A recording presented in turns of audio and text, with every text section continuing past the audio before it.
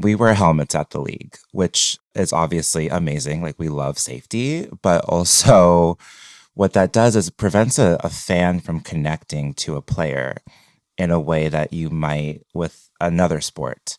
So, what are all of our helmet off situations that could help bridge a relationship between a player and an audience? And fashion's such a great vehicle for that. So I think about like tunnel fits, for example, those 20 seconds of them walking in from their car or their bus into the stadium, into the locker room. Before they're in their jersey, before they're in their helmet, they're wearing they're wearing themselves. They're wearing an outfit that feels like represents them.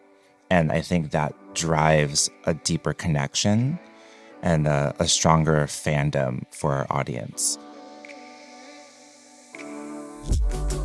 That is Kyle Smith, fashion editor at the National Football League.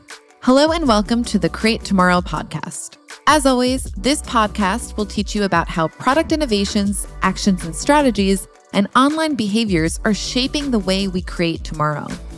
I'm your host, Cassandra Napoli, head of marketing and events insight at WGSN. Today, we'll explore the convergence of fashion and sports. Joining me to explore this topic is Kyle Smith, fashion editor at the National Football League. The NFL appointed Kyle as its first ever fashion editor, creating new opportunities for men's fashion in the sports sector. This is part of the NFL's broader strategy to connect with younger audiences by tapping into the power of fashion.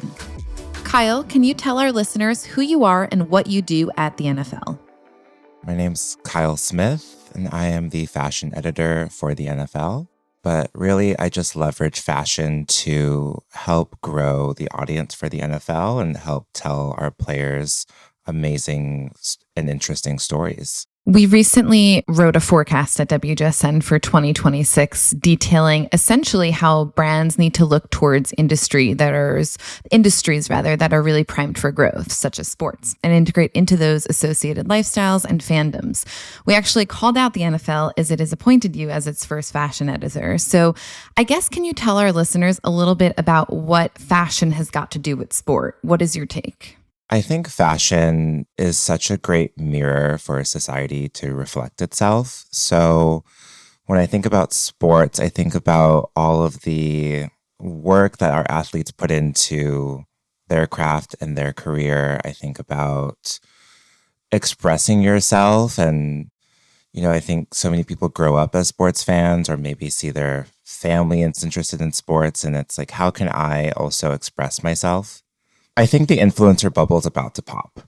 What I mean by that is in 2025, we all know when we're being sold to, right? We all know when an influencer is being paid to sell a product. But what I love about athletes is that whatever they do is so authentic and so genuine to themselves that anything that they wear is something that they want to wear. And so audiences pick up on that and they want to then maybe dress like their favorite athlete or care about the athlete's causes that they're wearing on their t-shirt or on their hat or whatever it is they're wearing. And I think fashion can use the authenticity that athletes bring to style. So let's get into a little bit about perhaps why the NFL has hired a fashion editor, right? To an outsider, I am a bit of an outsider from the sports world, right? It might seem like quite a random shift for a sports team, but actually it seems that this has been in the making for a while. If you look at what the NFL has been doing in recent years, they've been busy collaborating with designers for a number of years now on a special capsule collections of different varieties, right? What is driving this move into fashion for the league? So I think there are two reasons. One you just hit on is the collaborations. We want our fans to be able to express themselves in any way that feels organic to them. And I think a few years ago, it was very limited as to what that could be in terms of like actual consumer products that we have. Now we collaborate with, I think, any designer, any brand that feels right to almost any fan. We have pieces that are streetwear focused, pieces that are for girls, but not just girls because it's pink and covered in glitter, but for girls because it actually has like really cool like hardware and studs or is a collaboration with Staud, like the It Girl brand. But also, the other reason, which I think is really important and more player focused, is our helmet situation. We wear helmets at the league, which is obviously amazing. Like, we love safety, but also what that does is it prevents a fan from connecting to a player in a way that you might with another sport. So, what are all of our helmet off situations that could help bridge a relationship between a player and an audience? And fashion's such a great vehicle for that. So I think about like tunnel fits, for example, those 20 seconds of them walking in from their car or their bus into the stadium, into the locker room. Before they're in their jersey, before they're in their helmet, they're wearing they're wearing themselves. They're wearing an outfit that feels like represents them. And I think that drives a deeper connection and a stronger fandom for our audience. I always tell our players, what was the first concert you went to? Do you have a t-shirt from that concert? I think as someone who myself is also not a sports fan or wasn't a sports fan until I worked for the NFL, if I saw a player wearing a Sade t-shirt, I'd be like, that's so cool. I'm also a Sade fan. Like, I want to know more about you. I want to follow your journey. I want to, no matter what team you're on, I'm going to support you because I feel like I know you and have a connection to you. So it's your role to essentially create opportunities for athletes, right, within the fashion arena.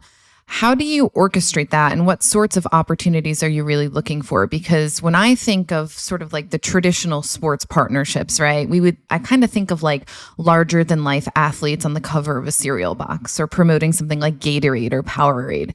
But what sorts of opportunities are you looking for in the fashion space to help athletes sort of achieve? I'm looking for the opportunities that, one, our players have expressed that they want to achieve. And then ones I think make sense because they didn't know that that opportunity was there.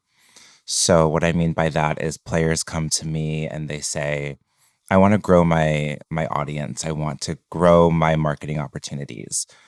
And so they ask me like, what does a stylist do? Because that's what I used to, that's the world I came from, was celebrity styling. And they don't know what a stylist does. And so they think it's somebody that maybe completely controls their image and takes away their agency of expression and fashion. And they kind of break it down based on what they need. Like, are they just so busy that they just need a personal shopper as opposed to a stylist? Or are they looking for someone to really expand their like worldview of fashion? And then some other players want to go a little bit deeper and they want to attend Fashion Week and be at the forefront of fashion. And so maybe I'll facilitate some relationships there, take them to Paris, take them to Tokyo, go to fashion shows. And some other players want to be the face of a campaign and they don't know how to do that. So I really work with every player individually to just figure out what makes sense for them. And do they just want to be well dressed or do they want to be a part of the business of fashion? I want to go back to the NFL's push towards the helmets off strategy, which is all about showing the players off of the field, as you mentioned earlier. For example, the Cincinnati Bengals football star Joe Burrow walked the Vogue World runway show in Paris last year. I wanted to ask, what are some case studies of you working with the players in this type of way? Yeah, I mean, I think the Joe Burrow Vogue World moment was huge for so many reasons. Vogue World, the theme of it was the Olympics. So when they were casting for that show, they were like, why do we have two football players here? And Anna Wintour was so genius and was just like, we need two American football players to capture the American attention. And she was so right. So we had Joe Burrow and Justin Jefferson walk in Vogue World, which I think was an amazing fashion opportunity, brought in so many eyes from the worlds of fashion and culture that maybe wouldn't have known who they are. We also work with Hugo Boss. The NFL has a Hugo Boss partnership. So they had Patrick Mahomes and Micah Parsons be the faces of their campaign. Hugo Boss even brought Patrick Mahomes to the Met Gala, which is a huge moment, the Super Bowl of fashion, if you will. So I think those are just some of the amazing opportunities that we've used fashion to bring a new audience to and new eyes to some of our players. Yeah, I think it sort of helps to demystify the players too, because again, that helmet off strategy, right? I would never know who these people are because they're in helmets and I'm not necessarily a fan. But I, as an outsider, I'm introduced in this way that you demystify them through fashion. I think that's really interesting. So, from what I've read, the NFL seems to be really focused on luring in a younger male crowd, right? And that makes sense. We're currently in the midst of an attention recession. That means that attention is being redirected. Lots of different entities are competing for our attention. So, how does the NFL balance speaking to youth through these partnerships, through fashion, and by cultivating cultural moments while not alienating or sort of forgetting about its older consumers? Our older fans, they're on lock. They're not going anywhere. They love football. They will watch every Sunday.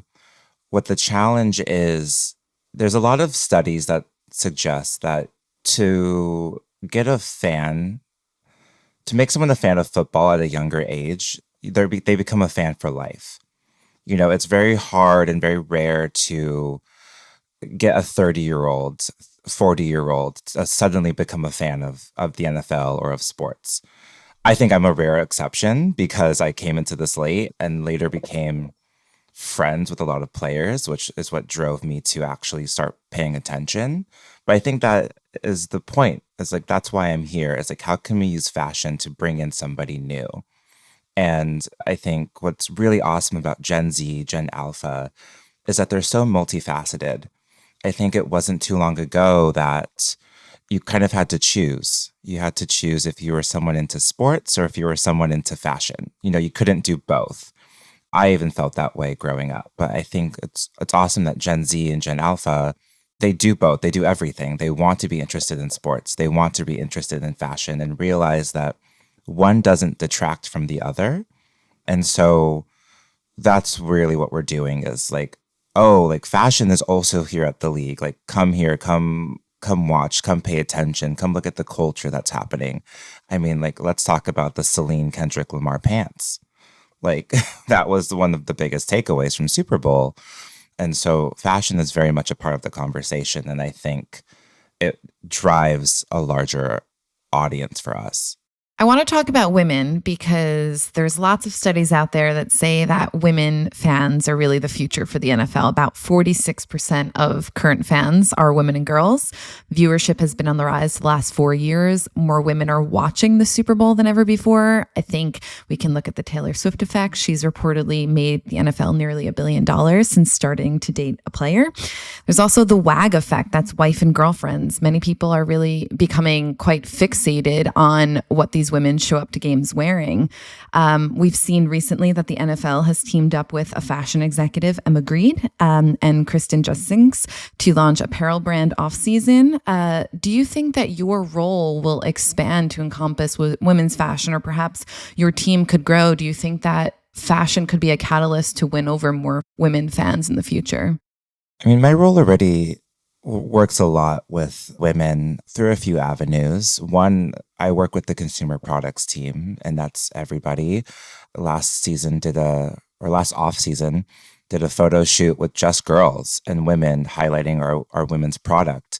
And when I say women, I include all women. I always make sure that we let people know football is for everybody.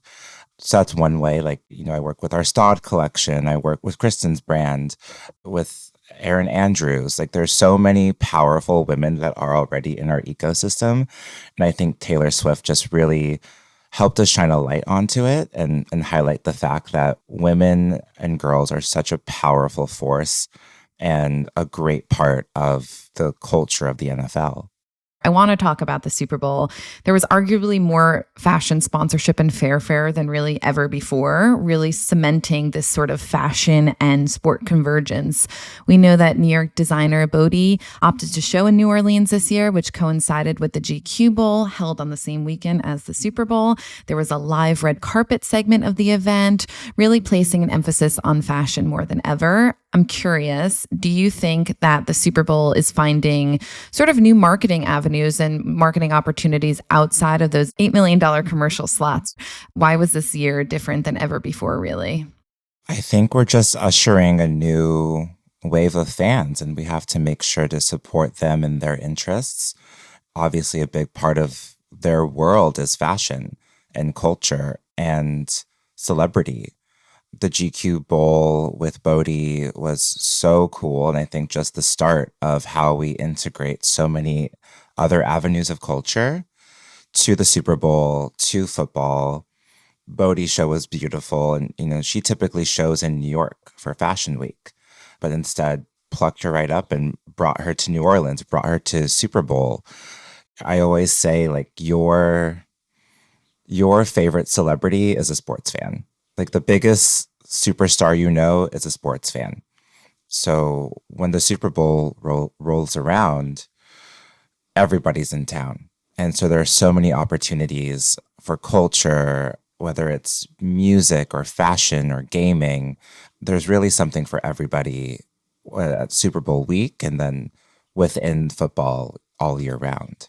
We talked about those Celine pants, right? Mm-hmm. I want to know what goes into dressing the halftime guests, and is that a part of your conversations? I wish I was more involved. Every halftime show artist, I'm sure, has their stylist. And for Kendrick, he has Taylor McNeil, who clearly is phenomenal. She also dressed him when Kendrick did the halftime show in Los Angeles a couple years ago in that Virgil Abloh Louis Vuitton suit, which I thought was gorgeous and such a great homage to Virgil's legacy. And last year with Rihanna and the Custom Loewe, I think it's just another way that fashion really touches football and touches the Super Bowl. And, maybe one day it will be a fashion show. It won't be, the halftime show would be a dedicated fashion show with a performer. Who knows? But fashion for sure is a big part of the conversation with the halftime show. I think it's interesting because you see the sort of pipeline from Kendrick wearing those pants to then suddenly everyone trying on their flare jeans that they're getting out of the backs of their closets suddenly. And I think, do you think that could trigger maybe more mass market brands to invest in like flare jeans? Could that be a sort of cultural shift, a vibe shift for us in the next couple of months? The scene in Devil Wears Prada where she's like, it's not just blue, it's cerulean. That's this happening in real time. You're going to have some guy in a couple weeks go to the store and find some flare pants, and you'll look at them and be like, those aren't just flare pants. Like, those are, those are Kendrick flare pants, and you can follow that like direct line of influence. So I think if a brand can recognize that opportunity, they should be involved in the Super Bowl, find ways, or just football, and find ways to integrate and work with players. And that's why I think tunnel fits are so important. I've seen brands sell out because a star player is wearing a product from a brand, and then it has that right moment. It has that perfect image or perfect video walking down the tunnel, and then it goes viral in a way that I think brands want influencers to call a product viral. Our athletes will make a product sell out. Yeah, that's literally our trend of the fashion and sport convergence happening in real time, right? We're seeing it unfold before our eyes. And I think sports is really starting to become similar, or athletes rather, akin to musicians and actors. They're really starting to kind of forge their own cultural moments that are influencing fashion directly. And I think this conversation is really the culmination of all of that. Yeah, I mean, I started my career working for Carla Welch, who is like the celebrity Hollywood stylist. And I remember while I was working for her, seeing how brands treated her client, Justin Bieber, for example, and just sending anything in the hopes that he would wear it, in the hopes that they'll get that perfect shot of him either at a red carpet event or just walking down the street in their product. They weren't treating athletes the same way a couple of years ago. And I was like, there's such a huge miss here for fashion to utilize that same celebrity power. I love that. Do you think that the worlds of fashion and sport will continue to converge in the coming years and we'll essentially see perhaps a role like yours at other leagues, right? At, soccer and basketball. I think a natural progression would be for the NBA to kind of adopt something like this.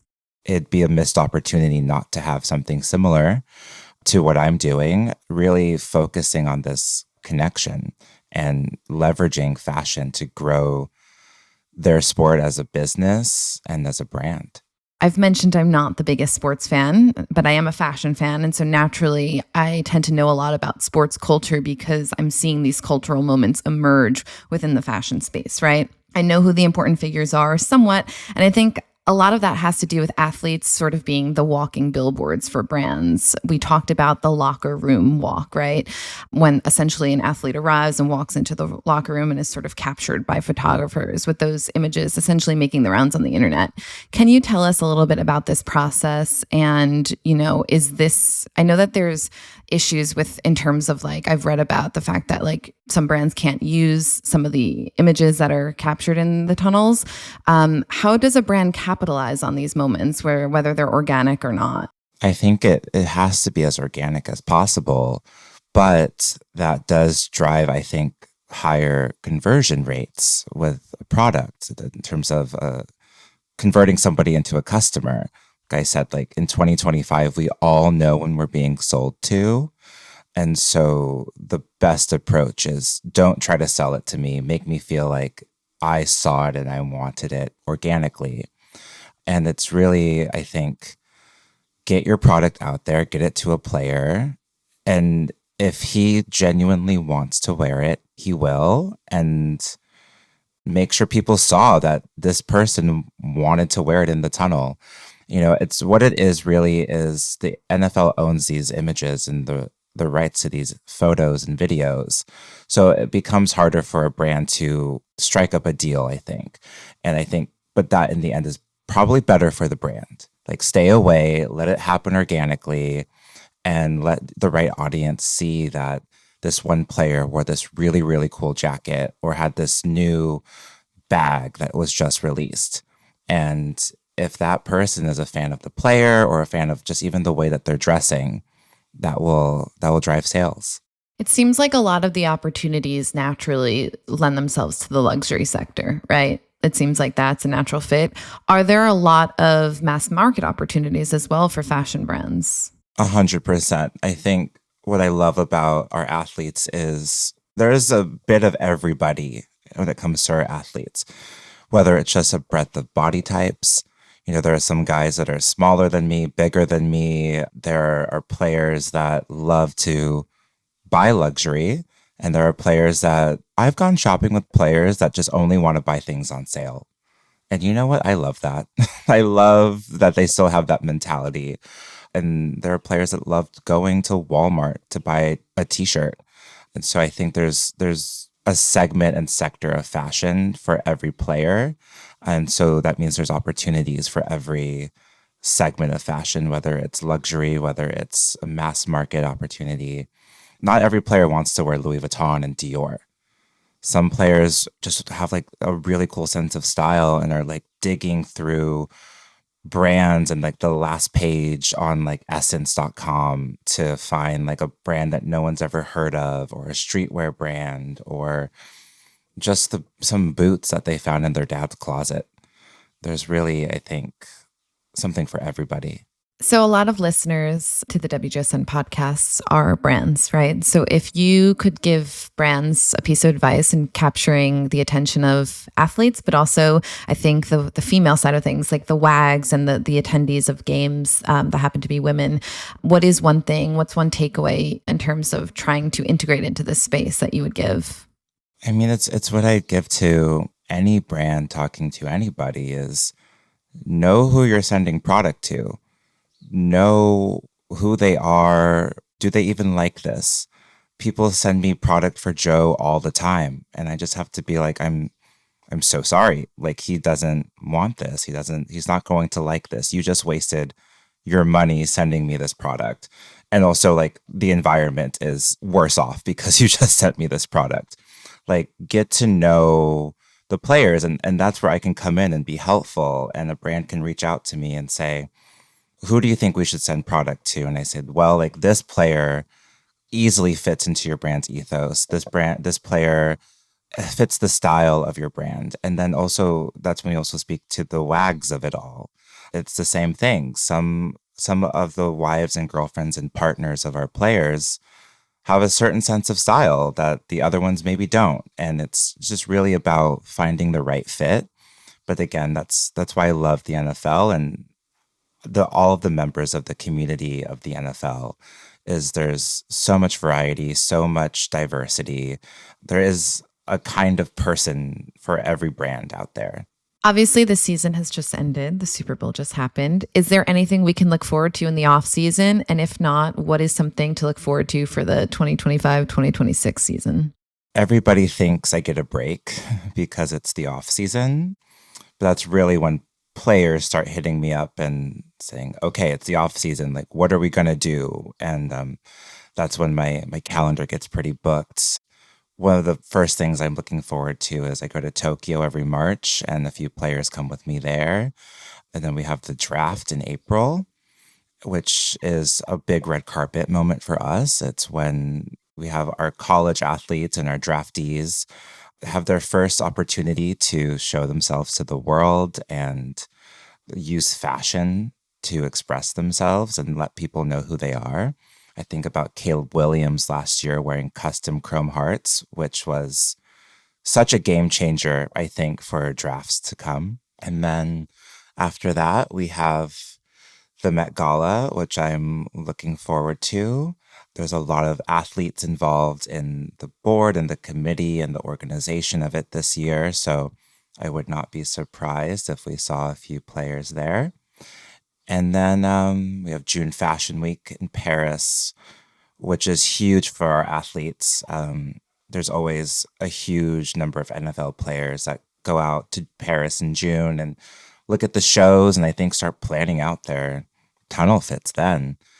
And then it gets pretty quiet until the preseason starts in August. And then we have kickoff in September, which to me is actual fashion week because every tunnel fit to me is like fashion show, fashion show, fashion show. Amazing answer. And then finally, do you think that there's a sort of future, right? We know that fashion and sports are converging. Do you think that there's a bit of a future where, these athletes upon retirement someday maybe start their own fashion labels and really start to cement themselves in the fashion arena permanently? I mean, that's already for sure started to happen. I think about Tyrod Taylor's line Diallo that he started with his stylist, Dex Robinson. There are players that have started using their current career to perfectly segue into fashion. Players that know that, after they retire, they're like, what do I want to do? And they feel comfortable in the world of fashion. So that's far off. It's happening already. And it's a great, I think, pathway for players to leverage the celebrity that they've garnered as an athlete into a career after football. And that's what we also try to do at the league as well, is prepare athletes for retirement or prepare athletes for life after football. Fashion is such a great one because they're so organically interested in the industry, already a part of the industry just by partaking in tunnel fits every week. So they get a sense of how fashion works and what that business looks like. So I think it's a great opportunity for players to stay busy after the field. Yeah, I think that's probably a really big opportunity for brands as well. Future partnerships in the works there. Mm-hmm. Yeah. Okay, and like always, my final question today is, who is someone that you admire who's creating a version of tomorrow that really inspires you? So immediately I'm thinking of my best friend who works at the Pentagon, but she inspires me because she just wears Prada every day to the office. Like, she does not let, all the other people in DC really bring her down. She always tells me how it's just boring suits and boring pantsuits and whatever. And she shows up to the office every day looking like herself and feeling like herself. And I feel like she inspires me to also be myself no matter where I am. Thank you to my guest, Kyle Smith, fashion editor at the National Football League. If you're a WGSN subscriber, look for more trends at WGSN.com. And if you're not a subscriber, please come and discover our services. We'll be back in 2 weeks for our next episode. In the meantime, you can catch the CEO of WGSN, Carla Buzashi, next week on our other podcast, Lives of Tomorrow. I'm your host, Cassandra Napoli. Be sure to follow and subscribe to this podcast, and see you next time.